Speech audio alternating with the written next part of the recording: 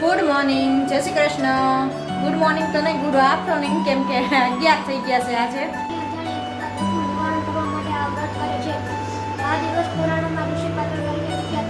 Mummy પૂરી બને છે અને તાજરમાં કેમ મમ્મી પૂરી વધો છો?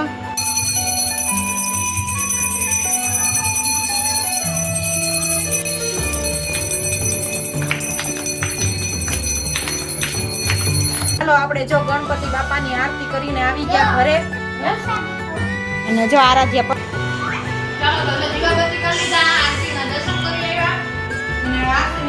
આપણે જમીને ફ્રી થઈ ગયા અને અમારા જીવ બેન જો રમવા આવ્યા છે. જીવ ગુડ મોર્નિંગ, જય શ્રી કૃષ્ણ. ગુડ મોર્નિંગ તો નહીં, ગુડ આફ્ટરનૂન, કેમ કે 11 થઈ ગયા છે આજે. તો જો આજે તો વ્લોગ લેટ ચાલુ કર્યો છે કેમ કે આજ તો રવિવાર અને પાંચમ. તો આજ તો સામા પાંચમ છે, ઋષિ પાંચમ.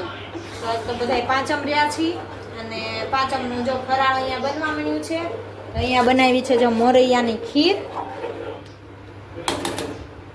અહીંયા મોરૈયાની ખીર બનાવી છે. હું કહેશો તું કારખાને ગયા છે, ત્યાં ક્યાંય નથી ગયા. કારખાને ગયા છે. પાંચમમાં તો હજી બપોર પછી જવાના છે. લ્યો એ કરતી હે ચોપડી નથી અહીંયા ક્યાંથી હોય? વાર્તા કરવાની હોય ને. આ લ્યો બેન તૈયાર થઈ ગયા. આજ રવિવાર છે ને એટલે જો માથું બાથું ધોઈને. તો આજ તો બધાય જો પાંચમમાં ગયા છે. 3 જગ્યાએ પાંચમ છે તો બધે અલગ અલગ ગયા છે અને ઈ હજી જવાના છે બપોર પછી. દાદા ને બા બે ગયા છે પાંચમમાં અને જો આપણે અહીંયા ફરાળ બનવા માંડ્યું છે. મોરૈયાની ખીર અને સૂકી ભાજી પણ બની ગઈ છે. તો જો પૂરીનો લોટ પણ બાંધવો છે ફરાળી. અને અહીંયા જો સૂકી ભાજી પણ આપણી બની ગઈ છે, થઈ ગઈ છે રેડી. ના ના, જીરું તો થોડુંક આવે જ બેન સૂકી ભાજીમાં. વઘાર શેનથી કરવો? ભૂખ લાગી છે તો ચાલો હમણાં પૂરીનો લોટ બાંધું એટલે પૂરી બનાવી નાખું. જો આ ખીર આપણી મસ્ત બનવા મળી છે તો ચાલો બધા ફરાળ કરવા માટે આવી જવા છે. તો આજે હોય એવું ઋષિ પાંચમ એટલે 3 વાર નાવાનું અને ફરાળ કરવાનું. તો આજ તો અમે તો આખું ઘર રહ્યા છીએ. બાયુને હોય એવું 3 વાર નાવાનું. નદીએ નાવા જાય ને એવું બધું હોય. પહેલાં તો બહુ જાતા. નકળંગ ભાવનગર હતા ને અમે તો નકળંગ દરિયે નાવા જતા ઋષિ પાંચમનો મેળો કરવા. અને ત્યાં ઋષિ પાંચમ હરક પાટલીએ જાતા અને ભોળાનાથના હે આજ થોડાક જાય. આજે અહીંયા આપણે એકલા કયા કોની યાર જવું? તો જો બધાય પાંચમ કરવા વહી ગયા છે. બધાય જાતા હોય વહેલા અને આપણે એકલા હોય તો નવરા નથી થયા હોય એટલે કેમ જવું? તો એવું બધું હોય તો નદીએ નાવા જવાનું હોય. અને પહેલાં તો ભાવનગર જતા કોળિયાક મેળો કરવા. પાંચમનો મેળો હોય કોળિયાક અને ઋષિ પાંચમનો. અને ત્યાં દરિયે નાતા અને ફરાળ લઈને ભેગું લઈને જાતા. બધું ફરાળ બનાવીને પછી ભેગું લઈને જાતા. નાઈ દરિયે નાઈ અને વનભોજન કરતા. તો એવું બધું પહેલાં તો કરતા હતા. હવે અહીંયા તો જો ટાઈમ મળે તો જઈએ, નકર ન જઈએ. અહીંયા આજુબાજુમાં નદી હોય ત્યાં જઈએ ઘણી વાર. પણ આજ તો હવે કાંઈ નક્કી નહીં જવાનું નાવાનું. ઘરે નાઈ લેવું 2 વાર. આય બે ને બાંધવાનું જ કરવાનું છે આવી રીતને. હે કીર્તન જો રોવરાવી આય આરાધ્યા એમાં કઈ થયું નથી તને હો ખોટે ખોટી. જો આવું છોકરાનું અમારું હાલ્યા રાખે છે અને આપણે જો રસોઈ બનાવવા માંડ્યા છીએ. ચાલો ખીર બની જાય ત્યાં આપણે પૂરીનો લોટ બાંધી લઈએ એટલે છોકરાઓ આજ તો આખું ઘર જ રહ્યા છીએ પાંચમ બધાય. એટલે છોકરાઓએ ભૂખ્યા થયા છે. સવારમાં નાસ્તોમાં તો થોડી વેફર ખાધી હતી. તો ચાલો પેલા પૂરીનો લોટ બાંધીને આપણે રેડી કરી દઈએ. કે પૂરીનો રાજગરાનો ફરાળી લોટ છે. એમાં જો બાફેલું બટેટું નાખ્યું છે અને બધો મસાલો કર્યો છે. તો ચાલો હવે આપણે પૂરીનો લોટ બાંધી લઈએ અને તેલ મૂકી દઈએ. એટલે 11 તો થઈ ગયા છે આજે એકલા હતા એટલે નવરા મોડો થયા એટલે બ્લોગ મોડો ચાલુ થયો. એટલે વહેલો કંઈ ચાલુ કરવાનો વારો નથી આવ્યો. ચાલો પેલા પૂરીનો લોટ બાંધીને પૂરી વણી લઈએ. આ દિવસ પુરાણોમાં ઋષિ પાંચમ તરીકે વિખ્યાત છે. પ્રાતઃ કાળે સૂર્યોદય પહેલા સ્નાનાદિથી પરવારી અર્ધેડાનું દાતણ કરવું શરીરે માટી ચોળવી, માથામાં આંબળાથી બકીથી વાળ ધોવા અને માથાપોર સ્નાન કરવું. ભોજનમાં ફક્ત સામો લેવો, અન્ન ન લેવું. માથાપોર સ્નાન કર્યા પછી શિવના મંદિરે જઈ શ્રદ્ધાપૂર્વક શિવજીની પૂજા કરવી. પાર્વતીનું સ્મરણ કરવું. આ વ્રત 5 વર્ષનું છે. વ્રત પૂર્ણ થયે ઉજવણું કરવું. એ દિવસે યથાશક્તિ બ્રહ્મ ભોજન કરાવી, દક્ષિણા આપી, કોરા વસ્ત્રનું દાન કરવું. સર્વ ઋષિઓની પૂજા કરવી. અરુંધતીનું સ્મરણ કરવું. વાર્તા. પ્રાચીન કાળમાં ચંદ્રદેશમાં ત્રિલોકી નામે એક પવિત્ર અને જ્ઞાની બ્રાહ્મણ તેની પતિવ્રતા પત્ની ત્રિલોચના સાથે રહેતો હતો. સંતાનમાં પુત્ર અને પુત્રી હતા. પુત્ર પણ પિતા જેવો જ વિદ્યા વિસંગી અને જ્ઞાનવાન હતો. પુત્રી અનુરાધા પણ અતિ સુંદર હતી, પણ પતિ પત્ની ધર્મભાવ પૂર્વક ગૃહસ્થ જીવન વિતાવી રહ્યા હતા. પુત્રીઓ યૌવનકાળ આવતા મમ્મી પૂરી બને છે અને તાજરમાં કેમ મમ્મી પૂરી વધો છો? એ આ છે ને ફરાળી લોટની પૂરી હોય ને એટલે જો ફાટી જાય અને ચોટી જાય એટલે કાગળ આપણે જો પ્લાસ્ટિકની જો લોટની કોથળી છે ને આ ફરાળી લોટની કોથળી એમાં જો આમાં રાખી પછી આ રીતને વળીને તો પૂરી ફાટે નહીં, જો મસ્ત વણાય આવી રીતને વળી એટલે ચોટે નહીં અને ફાટે નહીં પાટલીમાં આવી.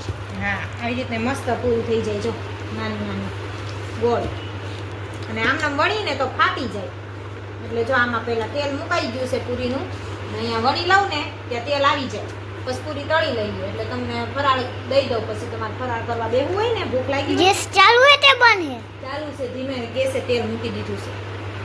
ધીમે બંધ ગેસે હોય તેલ આવે બંધ હોય ને એવું લાગે. ધીમો રાખ્યો છે ને એટલે તમને બંધ હોય એવું લાગે. તો બધું બની ગયું છે જો ખીર ને સૂકી ભાજી ને બધું. હવે પૂરી એક જ તળવાની બાકી છે. પૂરી તળાઈ જાય એટલે પછી ફરાળ કરવા બેસી જાય. કેટલા સૂકી વાગ્યા? ભાજી થયા ને ત્યાં 12 વાગશે ત્યાં બધું પતી જાય. સૂકી ભાજી હે, ખીર છે, પૂરી છે. ખીર હે.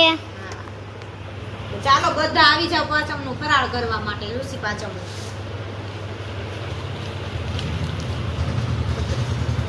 કેમ કર્યું આમ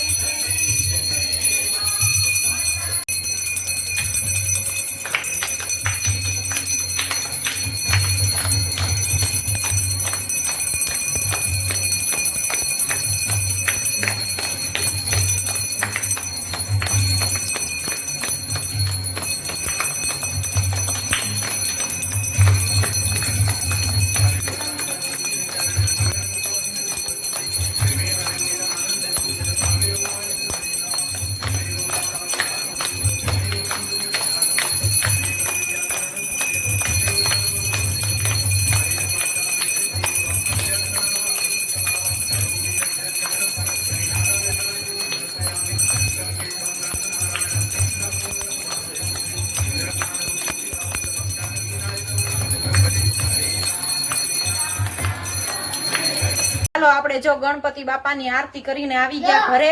પ્રસાદી ખાઉં છું. અને જો આરાધ્યા પ્રસાદી ખાય છે બેઠી બેઠી. જો ઢોળાય નહીં આ બાજુ સાઈડમાં હો, લાડવો ઢોળાઈ જાહે.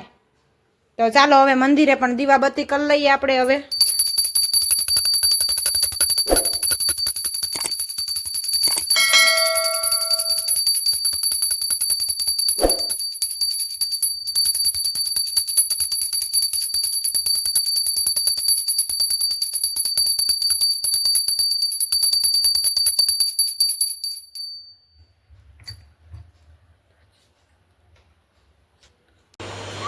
ચાલો તો જો દીવાબત્તી કરી લીધા, આરતીના દર્શન કરી આવ્યા અને આરતીની જો પ્રસાદી ખાઈ છે હવે ગણપતિ બાપાની.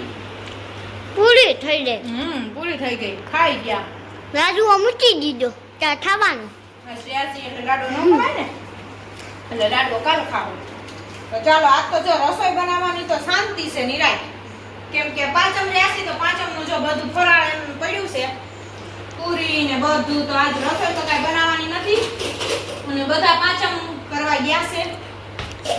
તો આપણે હવે અમે માં છોકરા ત્રણ જ છીએ, બે છોકરા ને હું, અમે ત્રણ જ છીએ. તો જો હવે ટીવી જોવાનું પછી જમવાનું. હા, હવે ટીવી જોશે આરાધ્યા, ઘડી ટીવી જોશું અને 8 વાગે જમવા બેસશું. 8:30 7:30 તો થઈ ગયા છે. તો ફરાળ તો બનાવેલું જ પડ્યું છે, તો હવે કઈ બનાવવાનું તો છે નહીં. હું તળવા ગયા તમે? નાખવા નહીં હોય એ કે હું કરવા ગયા, પ્રસાદી આપી હતી તો કાગળિયા બગડેલા હોય તો નાખવા પડે ને, એટલે નાખવા ગઈ હતી. તો ચાલો હવે ઘરે આવી ગયા, ચાલો હવે પછી ફરાળ કરવા બેસી જાય. આપણ મને હું આપું પાણી લ્યો, ઈ યાર મારી આગળ માંગવાનું, પી નો લેવાય હાથે ગાંડું. આપણે જમીને ફ્રી થઈ ગયા અને અમાર જીયુબેન જો રમવા આવ્યા છે. જીયુ, જીયાનસી એ ટીવી જોવે, એનું ધ્યાન ટીવીમાં છે. જીવડો કાઢતો જીયાનસી, જો કાઢ્યો, જો મોટો જબર, આમ જો જીવડો કાઢતો, જો આમ જીયો, એ જીયો કાઢતો, એ ધીમું કઈ નહીં તું તારું. અમાર જીવ જો રમવા આવી છે, એ મોઢામાં ન નખાય, દીકરા ઈ વાલ છે, છી છે, રૂછડું છે, ઈ નો મોઢામાં નખાય. આમ નામ રમવાનું હોય એનું, ઢીંગીથી રમવાનું. આમ જો જીયો, તાર મમ્મી કેમ મોઢું બગાડે, આમ જો તાર મમ્મી મોઢું કેમ બગાડે, જો બગાડ્યું. જીબડો કાઢી, આરાધ્યાન જીબડો કરી દે, બતાવી દે, આરાધ્યાન બતાવી દે જીબડો. બેહી જા અહીંયા, બેહી જા, બેવું છે હે, બેહી જા ઓલામાં, બેહી જા. જીયુબેન જો રમવા આવી ગયા છે ઘરે, હે ઘર ભાઈ કે આમ જાવું છે, એટલે જો આપણે તેડી આવ્યા જીયુને. કા જીયુ, તે જમી લીધું? જીયુ આમાં મમ્મમ ખાઈ લીધું? હે આમાં મમ્મમ ખાધું? તે મમ્મમ ખાધું? ધ્યાન ટીવીમાં જ છે. હા, ટીવી જોવે છે, ટીવીમાં ધ્યાન છે, ગકુલાનું ધ્યાન ટીવીમાં છે. ક્યાં ગઈ દીદી ક્યાં? દીદીને જીબડો કાઢ દેતો, એને કાઢવો હોય તો કાઢે. હે જીયુ, મોઢું કેમ બગાડે મમ્મી? હમણાં બગાડશે જો મોઢું. મમ્મી કેમ બગાડે? કેવું મોઢું કરે હે? કઈ તો તાર ઢીંગલીમાં ધ્યાન છે ને એટલે નહીં કરે. કા નહીં કરે ને? બાબુ એ કીર્તનભાઈ છે. કોણ છે? કીર્તનભાઈ છે. તો જો આપણે જમીને ફ્રી થઈ ગયા અને જો જીયુબેન રમવા આવી ગયા છે ઘરે. તો ચાલો આજના કન્ટેન્ટમાં બસ એટલું જ હતું. તો આજનો બ્લોગ અહીંયા જ એન્ડ કરશું. તો લાઈક કરો, શેર કરો ને સબસ્ક્રાઇબ કરો. મળીએ કાલ નવા બ્લોગની સાથે.